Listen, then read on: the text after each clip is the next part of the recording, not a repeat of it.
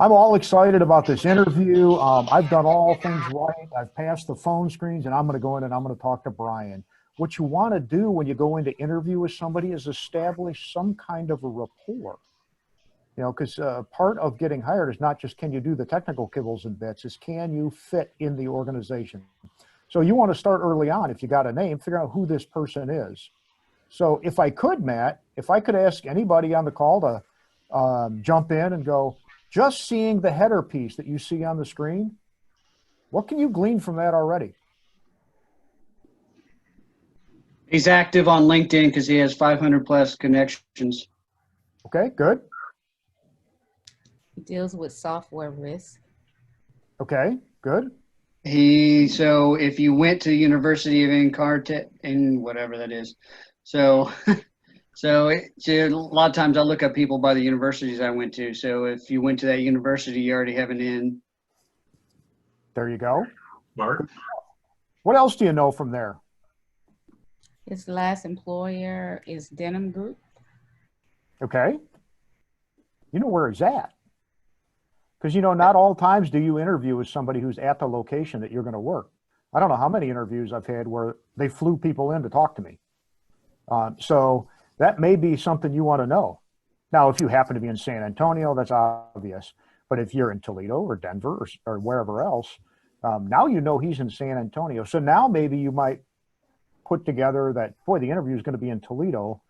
Brian's traveling to come see me. He must really be interested. So now you can, hey, how's San Antonio? Then when I was at the Riverwalk years ago, and you can start having some kind of conversation. That all make sense? Ready for the next slide? Yes, sir. Come on, computer, you can do it. Okay. So take a moment, if you would, and take a look at this and tell me what you see here. What does this tell you? By the way, there's no wrong answers, so we're not grading or anything, are we, Matt? There's no grade for this, no. Okay, okay, good.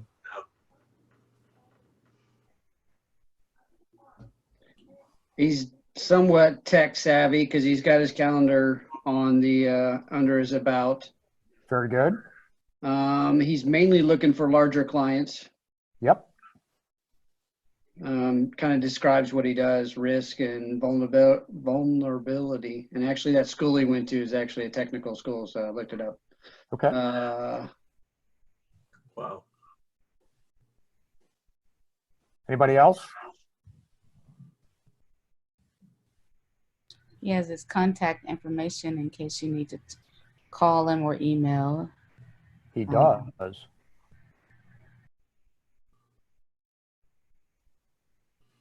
Hey, for everybody that's on the call, would you be willing to take your screen so we can actually see you? Yeah, that's why I was actually trying to figure it out a second ago. Should be, if you hover at the bottom of your screen, you should be a little video camera. You can turn it on or off by clicking it. Yeah, mine won't for some reason. Yeah, gentlemen, I only have the ability to change my mic. Yep, Okay. mine too. Yep. Okay, no worries, no worries. So are there any other thoughts you get out of this about segment of Mr. Gwynn's profile? I would argue he's very succinct in his digital image that he wants to portray, and provides a focus as well as contact information so that he can expand his businesses. That's great. So think about the richness of what you see in front of you. It's got content, it's got data, and that's important, but it also talks to how he communicates, where his focus is, and by the contact data being on the bottom, perhaps how willing he is to get contact. So you can start to frame not just what your question is, but how you want to ask it and how you want to engage. I would suggest this is somebody he's busy, he's technical savvy, he's pretty cut and clear. He's not going to want a lot of sing-song story kind of questions. He's going to want a pretty succinct conversation with you. Does that make sense? Yes. Shall we look for some more clues?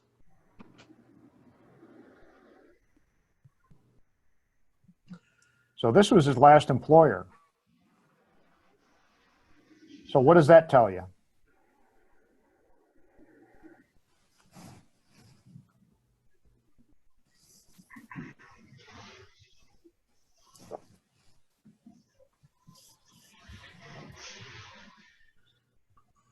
couple things stand out to me. One, that he was a leader in this organization, and two, he's only been there a few years, so I would infer from that that he is still building his presence. Okay. Good catch. Good catch. What else are we seeing? He mostly deals in applications. It's software instead of, because some people deal in security and hardware, but he actually deals in software, not just not hardware. Okay. What else do you see?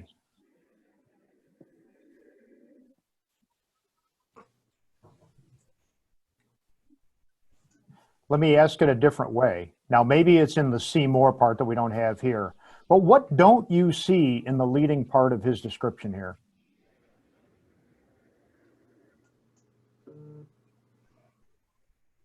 What don't you see? Is that what you asked? Correct. Well, you don't see his particular information. You see everything about federal, about Denham Group. That's exactly it. That's exactly it. I would infer from that, if he leads with, this is the company, and by the way, he talks about the clients a lot in there. He is focused on the mission and he is focused on supporting the clients. Now, he may get into his own personal stuff later on. I would expect that he does, but he leads with an overview of the business and the clients. That tells me he's client focused, and I'm going to want to have a discussion with him about, hey, tell me about Denham Group. You know, describe your clients and, you know, how do we best serve the clients, so on and so forth. How do you apply that in this current role, those kind of things. Want to move on to the next one, Matt? Yeah, I was just fixing the video problem there. Dan, we have you video. Looks like you're muted. How are you, sir? Good.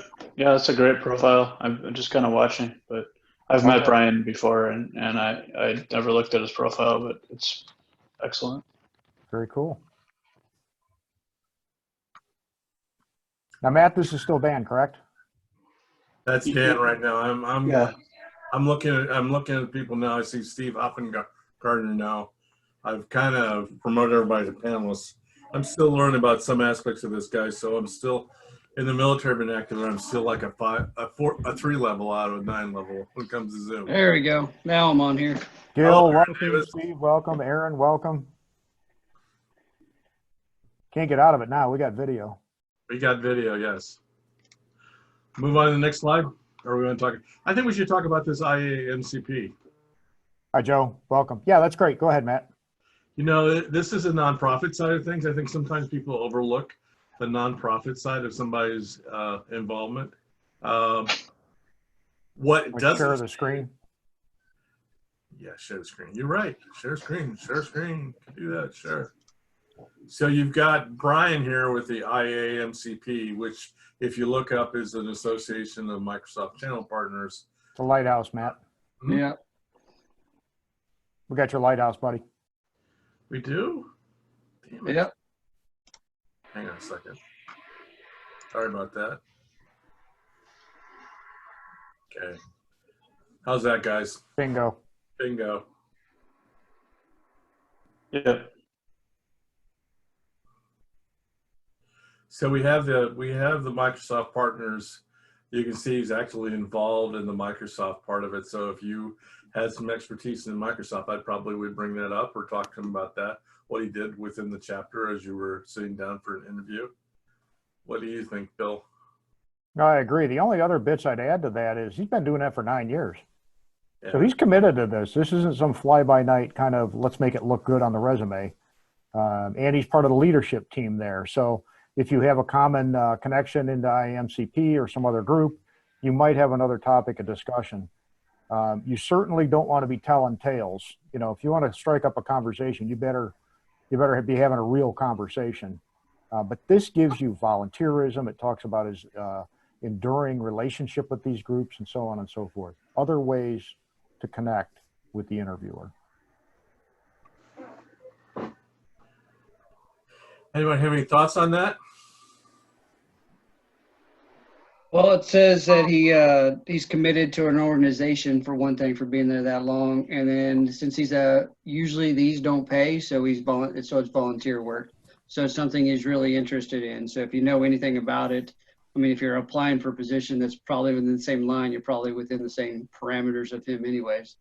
But at least that you know that he's committed to that type of organization, and that for volunteerism for him. That's a good catch.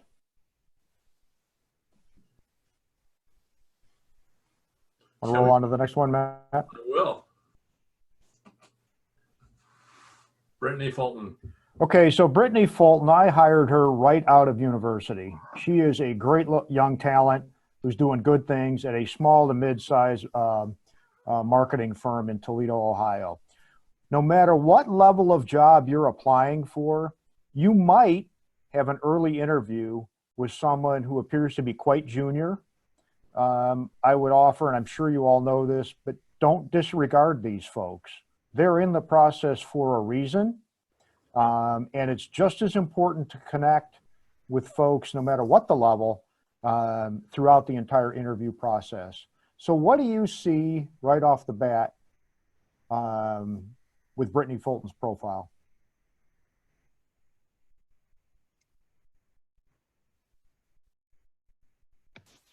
Do you want me to critique Well, it it? looks like Because I she's have. Go ahead, Gil. I'm sorry. She looks like she's a friend of a friend through a connection.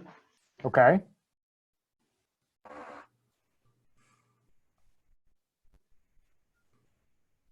Well, What there it else? says she's third to you, so she's not she's not in your chain, but she pays to have the LinkedIn. Either she paid for it to have the LinkedIn, so she actively searches. She did change her background, so that's good. I would recommend her to have more of a professional picture. That's just me. She's in the Toledo area, and she's active. And then you see her, and then again with the university. But the Okay. University of Toledo probably would have a picture, but just curious about that. Go Rockets. Okay, so how can you tell if she's active or not? Over 500 connections. And then typically if you click on those, you can actually see sometimes how many, if you paid for the thing, how many connections she has. But typically anybody that puts any time and commitment into it has over 500 connections. And I know there's sections subsequent to this, and I don't want to get into critiquing all these because we got a number of them coming up, but I appreciate your input there, Aaron. It was really good stuff. But there is a section below that will tell you if you have any common connections, who they are. So you can start reaching out and making a connection and having a discussion if you choose to. Okay, so let's go to the next one. All right, so this is Brittany. Take a look at that and tell me what that tells you.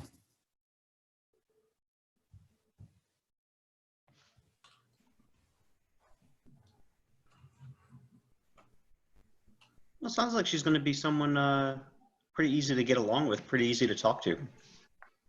Okay. I'm a grammar critic, so I edit stuff all the time mentally. So Yeah. I see some extra words in there, but they, like, for instance, her first paragraph, she says, "and is the sole reason that I ever began my journey." I would get rid of the word ever, but that's because of my profession. Right. And I think if you're a more conversational person, people person, it actually works. Which is a great catch because that's one of the things about Brittany. She's a conversationalist. She likes, and she says, I'm a people person. She likes to chat. She likes to establish the relationship. She wants to know within the scope of legal questions in an interview, how you're doing, how's life. Now, I often tell folks there's two reasons employers hire somebody. First is they believe you're the best person to do the work they need done. And second is that they believe you're going to fit in the culture of the organization. Given this little bit of information about Brittany, which do you think she's going to focus on most? The people part. The fit. The fit. Yep. Okay, and that's important. So you can start to establish questions, and you can even start to anticipate the kinds of interview questions she might ask. Now, Brittany's really capable, and she's done she worked for me for a couple of years. She did a great job. She is the senior HR person at this organization. And Dan, you're spot on. She is conversational in her writing, and there's times that that's okay, and there's times that it's not. But it tells you something here about who she is, how she communicates, and where her mindset might be as you prepare to interview. What else do you see in here? I like the part that she talks about. I pride myself in being the voice for employees. I think that she will be your advocate. If you can win her over, I think that she will sell you all the way up the chain. Great and point. I don't know her. That's what I get from reading this. Great point. I want to put a pin in that one for a second, because that's a really important point. I want you to go down to the last paragraph and compare the content of that last paragraph with what I just heard you say.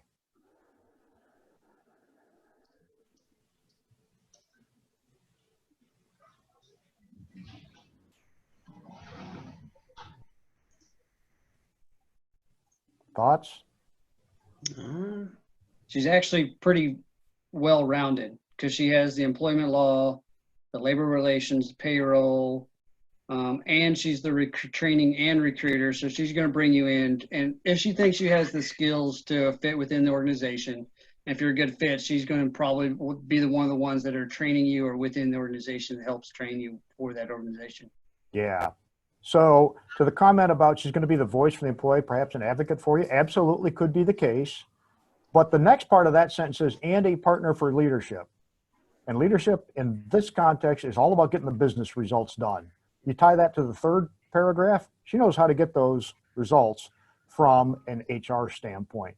Benefits administration, employment law, all that is about taking care of the employees, but it's also about taking care of the business, optimizing business returns, however they measure those, and about making sure they're protected legally, doing things from a compliance standpoint. So what I read here is she's fairly well balanced. And while she might be a great advocate, if she believes you're the best candidate, she probably will be an advocate for you. But how do you become the best candidate in her eyes? Make sure you can do the work that needs to be done, and make sure you're going to fit in the culture. Those are the two things. She'll look at it more from the people side, but she's got some background there that she's aware of the business too, and she's going to make her decisions in a well-rounded context. All good?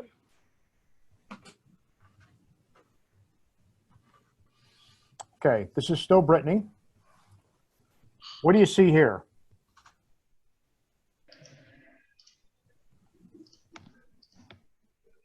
She's going to be empathetic. Okay. She cares about children and volunteer work. So that's something she cares about because she's volunteer. Okay. So that can help you figure out how you're going to form your questions, how you're going to form your conversations. If you happen to have a common point of volunteer experience with families in grief or something like that, perhaps if the time is right and the conversations go in that direction, you can have some kind of common point to establish a rapport there. Okay. We're not trying to psychoanalyze. We're just trying to find tidbits of how you can have a conversation with the folks that are. I think the word is connectors, right, Bill? These are connectors. Yep. Yeah. Shall we move on to the next person? Yes, sir.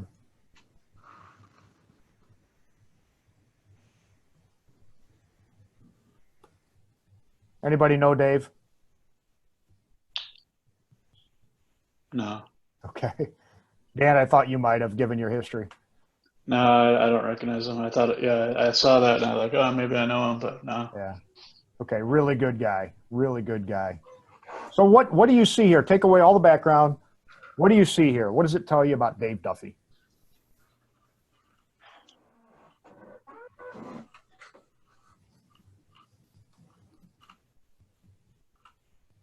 He has a unique background in the Special Operating Forces community. Okay. What else? Patriotic because of the flag behind his picture. Got it. What else? When I look at it, yeah, I mean, just given what I've learned over the last year, I'm not a West Point graduate, but I know that's an incredibly powerful network. So there's a reason that he put that on in front of his page. He's comfortable with risk or taking risk to a certain degree. Okay. So what exactly do you see here that tells you he's willing to take risk? There's certain decisions that, as a chief operating officer, that he will have to make throughout the time in that position, in which will be weighed upon as being risk adverse, or it's going to take on more risk, and he'll have to make a decision on that. Okay, all good. That's true. What else do you see? Well, he's also an entrepreneur, and based on that, I would assume that as an entrepreneur, he's franchised whatever small business into multi businesses. Yep. So not only does he carry a big job, he's also an entrepreneur and has a multi-franchise ownership. So this guy's busy. He's got some risk taking. He's got a lot going on. Can you go to the next? Obviously, he's well connected and so on and so forth. Okay, this is really long. So I'm not going to ask you to read the whole thing, but some of the points that you made up about his background, this guy's a real no kidding operator. He did the real work for a long time. But if you go down to the second paragraph, he's with Patriot Defense Group. He talks about that. He focuses on business development and capture management. He's a sales guy. So if you're thinking about how you're going to interview with him, depending on the role, you might want to get his insights on the expectations for sales and business development. Okay. He also does strategic planning and recruitment, probably why you're talking to him, right? Go down to the next paragraph, third paragraph down. He and his wife, they're not just entrepreneurs, they are serial entrepreneurs. They own 3 tropical smoothie cafes, and they opened a thing called Escapology in Myrtle Beach. I also see a little bit of humility. I'll tell you right now, I do the maintenance, I do the deliveries, I do. So my guess is he doesn't wear his rank on his sleeve. Now, knowing the guy, will tell you he doesn't wear his rank on his sleeve. He's a great guy. But you can get this out of the content here, and you can start to form a perspective, and you can start to figure out how you might develop that connection and relationship. Oh yeah, also, he got his MBA from University of South Carolina, Common School, and then he lists specialties down here. These are things that he's clearly focused on. That can help you start to figure out where his head is relative to your interview. Anybody see anything else there that's worth commenting on?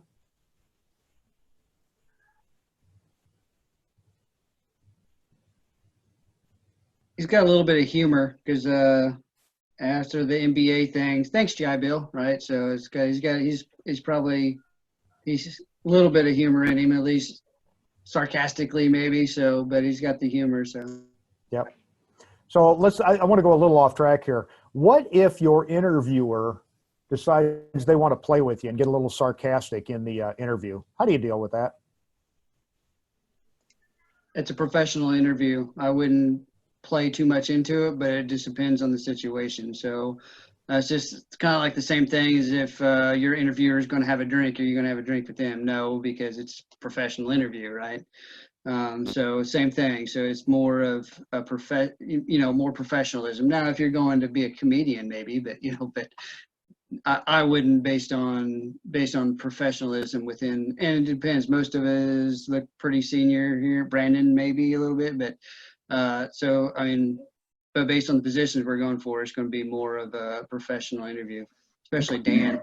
Any other thoughts?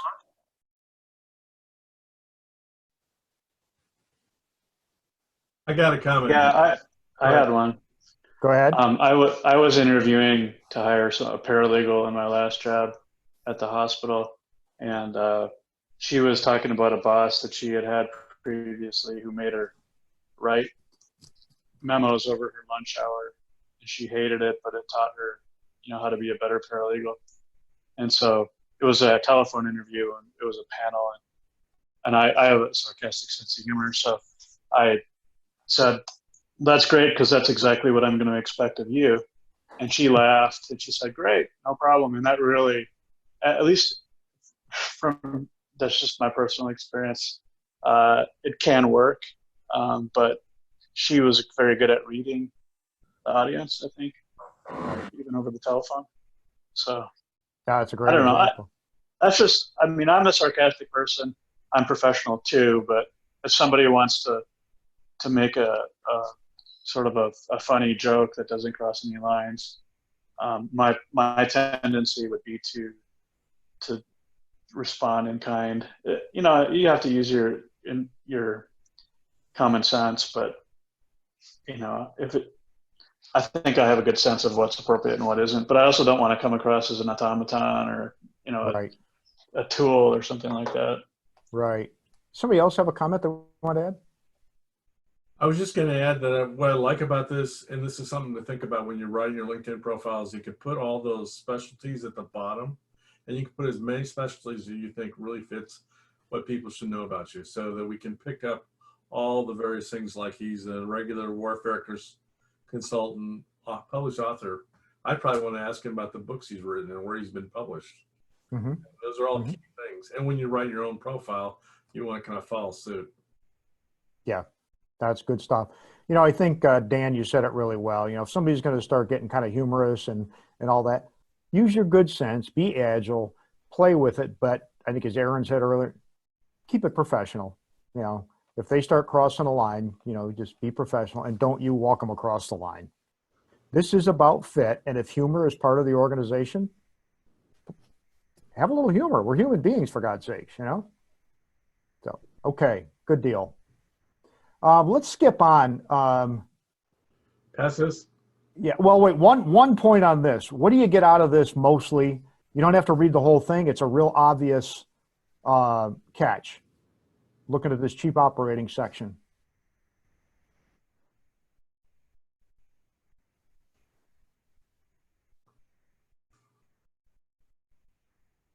He's brand new. 2 months. Yeah, he's only been doing this 60 days. So when you go in, you can have a conversation about, hey, I see you're pretty new in the role. I'd really love to, what drew you here? Now, you may or may not lead with that. What drew you here? Hey, how's the first 60 days going? Something like that.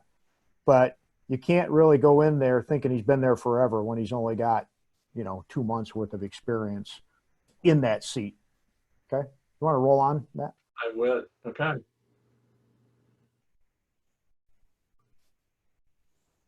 Same question. What does this tell you?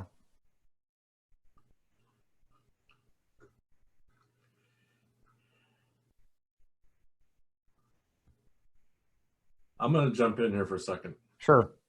First of all, it tells me that she has an eye she's creative, because she's got a creative background photo there. And it's almost ironic that the pencils match the blouse she's wearing in that profile photo.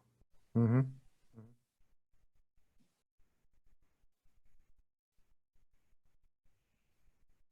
What else do you see? I can't see that full size. I don't know if anybody else has that issue, but it's tiny in the corner of my screen. I can't read it at all. Yep, I'm pretty good. So she's got some good certifications. She's PMP certified. The first one, if I remember correctly, is resource management. Yep. So human resources. Not sure what the CPC is. Again, she paid, right? She's the owner, so she's entrepreneur. Definitely in Detroit, 500 connections again. And let's see, Greater Detroit, but she's New England College, so she's at least been outside of the Detroit area. So, yep, all good catches. The other bit that's up there is the word she chose at the top: strategic, innovative, collaborative. That gives you an insight to where her focus is. Now, it's not rocket science, but it gives you an idea. She's not thinking about small-time administrative stuff. She's thinking about working together with people to create big new things. Okay? So it gives you an idea where her head is. You want to roll on to the next one? Yes. Okay. Take a moment and scroll through this, and what do you get out of Dawn?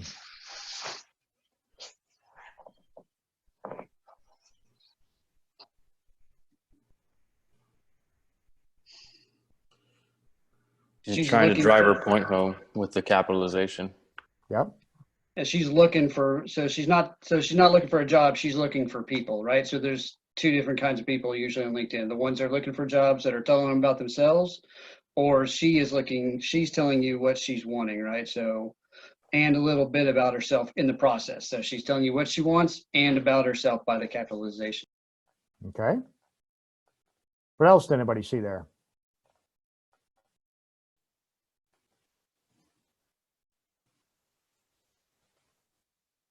Look at the very first paragraph, the about, the first 3 lines. It's consistent with the 3 lines in her banner. Creative stuff, innovative stuff, collaborative stuff, big stuff, strategic stuff. So she didn't randomly pick words. She actually thought through it. So she's a thinker. She put this stuff together. In the second paragraph, she starts to talk about how she adopts the company goals as her own. So she understands the value of being aligned. She understands that having her own set of goals is one thing, but you have to adopt the organization's mission and goals to actually make that organization successful. The other thing she talks about a lot is being a trusted partner. So trust is an issue with her. Partnering is an issue with her. And she likes to deal with company principles and executive leadership. So if you're looking for a low-level job, a low-level focus of work, you're probably not going to land well with her.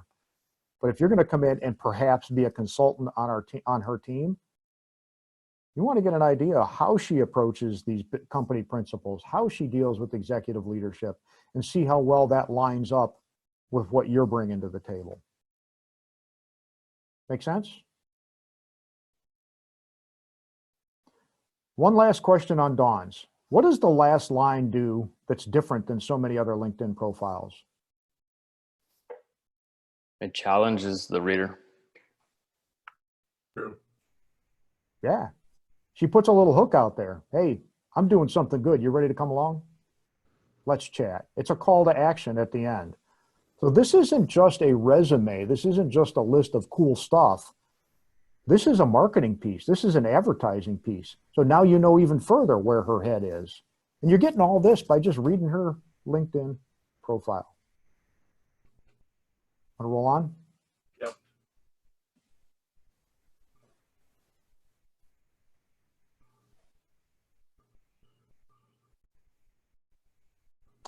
Okay. First impressions of Priscilla Archangel.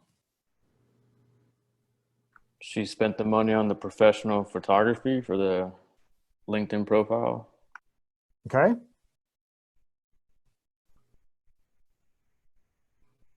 What else? I think there's something subliminal about the halo Sorry, hang on a second. aligning with her head. Get back to Whoops, it. we lost her.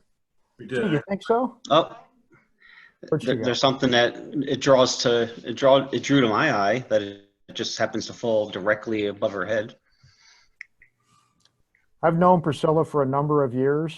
I'm sure that was a very good design decision. She is a fantastic professional. Now, she's 30 years at General Motors running leadership development, talent management and such, and other HR functions. So she is a very true professional. But the message she gives you here is what you just said. She's professional. She's invested. She's done some thinking here. So it kind of creates a different air about how you're going to enter that discussion, right? Why don't you roll on, Matt?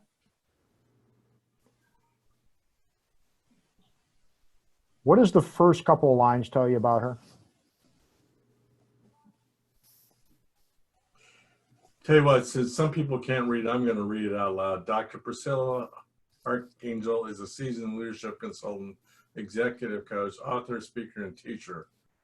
She believes that everything rises and falls on leadership and has a passion for strengthening leaders, teams, and organizations. It's her values. Yeah. It's really her core values. Yep. What else? Anybody else how does that hit you?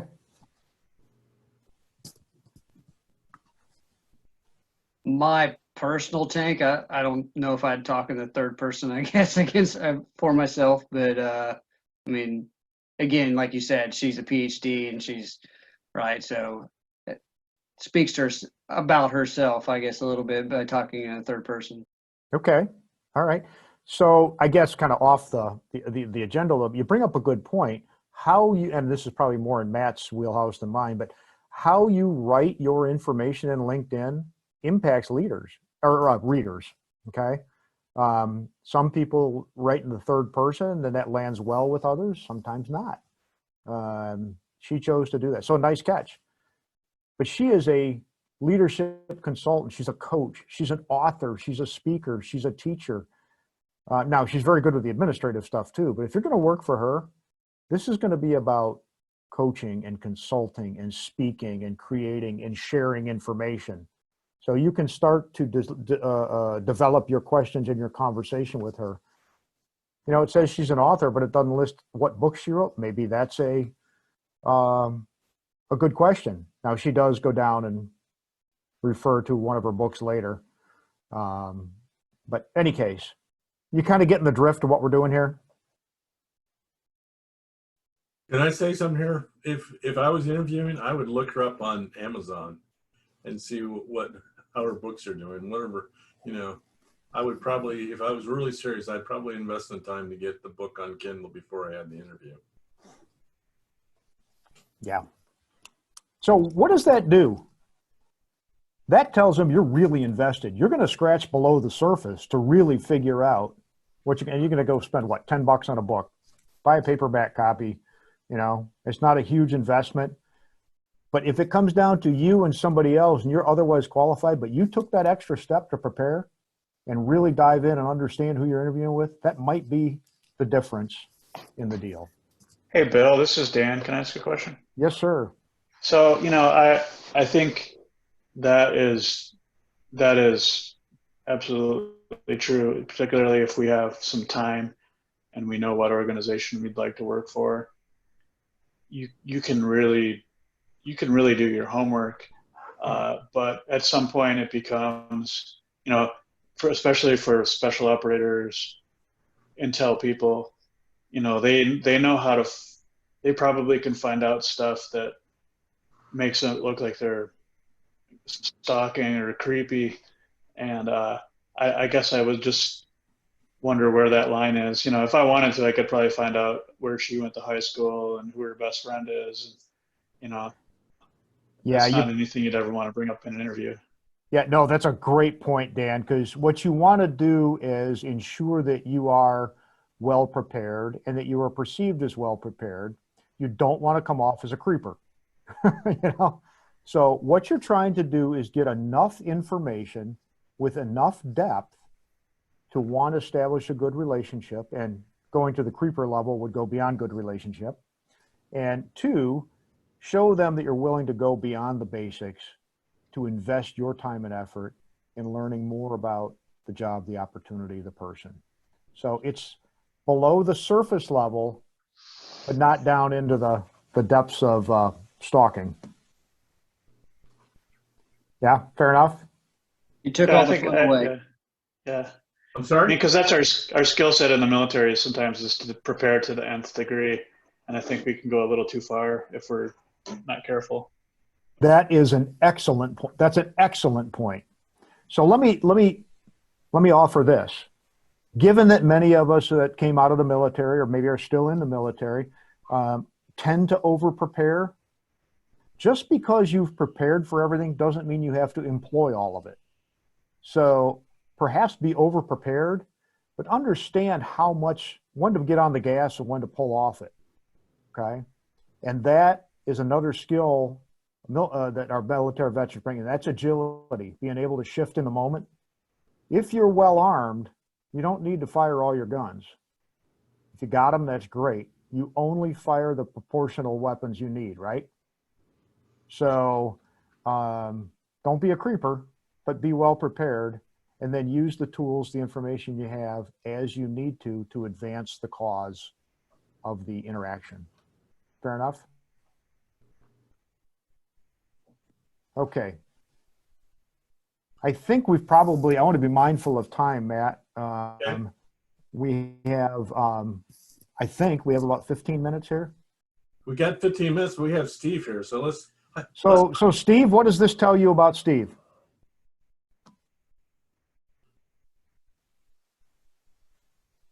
For those of you that don't know, Steve Hopingardner is on the call. Good friend of mine from here in the Toledo area. So he cared about his service. He's got the red, white, and the blue dog tags. I'm guessing you're probably in pretty good shape there, Steve, the exercise coach. I don't know. Not anymore, maybe in our younger years.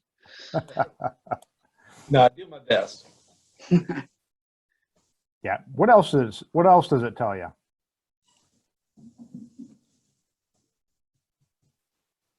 He's the owner. If you're going to interview with Steve, you're not going to go through a whole lot of intervening layers. If you're talking to him, you're talking to the owner. And Steve, I'm guessing as the owner, you've got decision rights. Yeah. Yeah, you'd think so anyway. Yeah. Well, yeah. Okay. So no, it's a good catch. I mean, it tells you a little bit about his personality. He's got, real nice thank you up there. It's red, white, and blue. It's got the dog tags. The other thing that strikes me is it's neat and clean and easy to read. It's got a message, but I got it that fast. I don't have to spend a lot of time looking at his header. I go, ooh, Patriot. Okay, he's a business owner. I'm talking to him. Perry, I got it. I know where he's at. Exercise coach, and I can move right on to the next thing. None of us are suggesting that you spend weeks on a profile. We're just trying to give you ideas of things to look at and how certain words and phrasing and presentations of material might pique you to use that information to your advantage in an interview. So let's do a little bit on the about. Steve says he's an innovative, collaborative leader with a track record of success at building diverse and effective leaders and helping organizations reach their full potential in almost any environment. What does that tell you about Steve? And Steve, you don't get to answer. I see Steve's task and purpose right there, clearly defined. Yep, good. What else? I like that he says almost any. Somebody that says they can do everything, anywhere, always is not telling the truth, probably. Fair enough. What else you get out of that?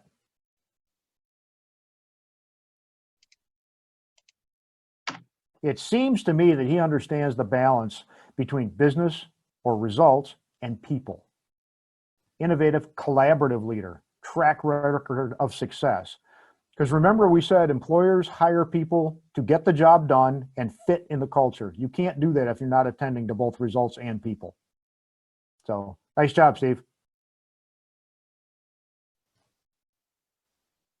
Okay, I think we can move through these. I think we're done for tonight. I was just going to say that when you look at people that use a Rolodex in the CRM to kind of keep track of who you've connected with and who you have job interviews and kind of keep little notes on them. But I think we've really had a really wonderful webinar tonight with Bill Kiefer. Let's give it a hand for Bill.